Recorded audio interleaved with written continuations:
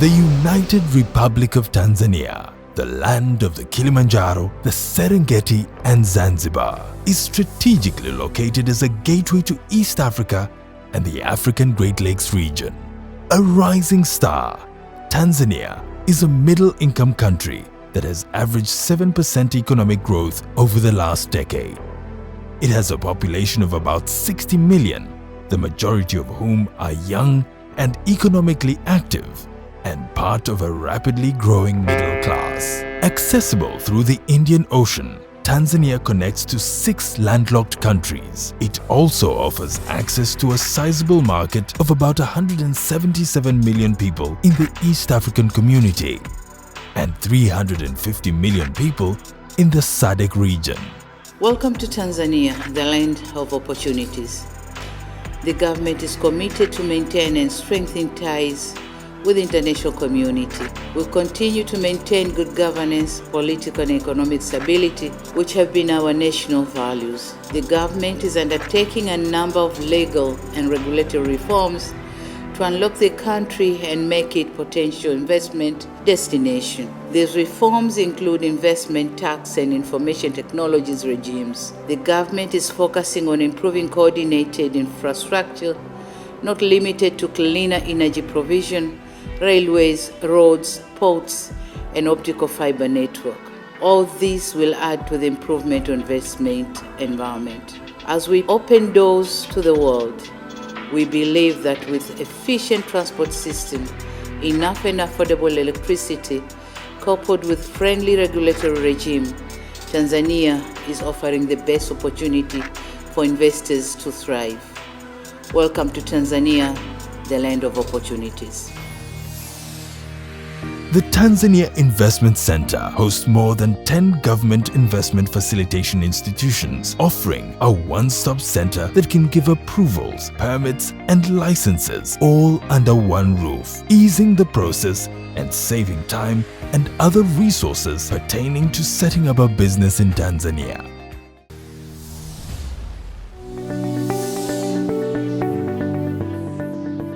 Agriculture is the mainstay of Tanzania's economy. There are over 44 million hectares of arable land and only 33% of them are under cultivation. Some of the potential areas to invest in include sugarcane plantations, cotton, coffee, tea, cashew nut and grape farming, horticulture farms, sisal plantations, wheat plantations, as well as bean and cassava farms.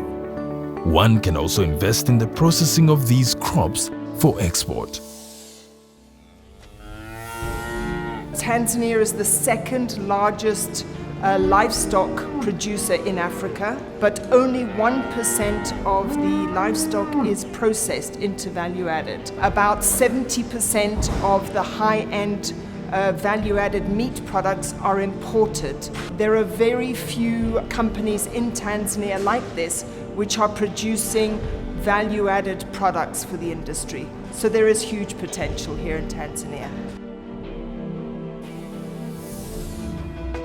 The manufacturing sector is in its infancy stage, with few exploited areas, whereby unprocessed agricultural commodities have dominated major exports. Tanzania's Vision 2025 envisages an industrialized economy powered by the manufacturing sector, and as such opens up the country to potential investment, particularly in the area of textile and apparel, sugar, leather, edible oils, heavy industries, pharmaceuticals, tile manufacturing, cable and plastic manufacturing.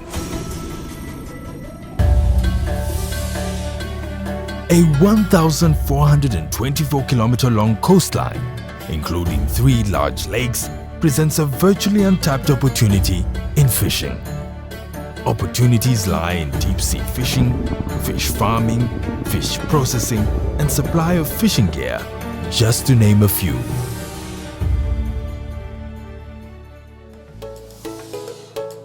Tanzania's wealth extends well beyond the surface. Tanzanite, a gemstone found nowhere else in the world, is testament to the country's mineral riches. Other minerals include gold, coal, diamonds, copper, nickel, cobalt, tin, lead, silver, uranium, rare earth metals, ruby and sapphire.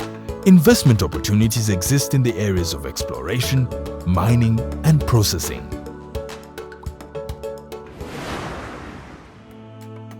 Tucked away in Tanzania's 48.1 million hectares of forests and woodlands is investment gold.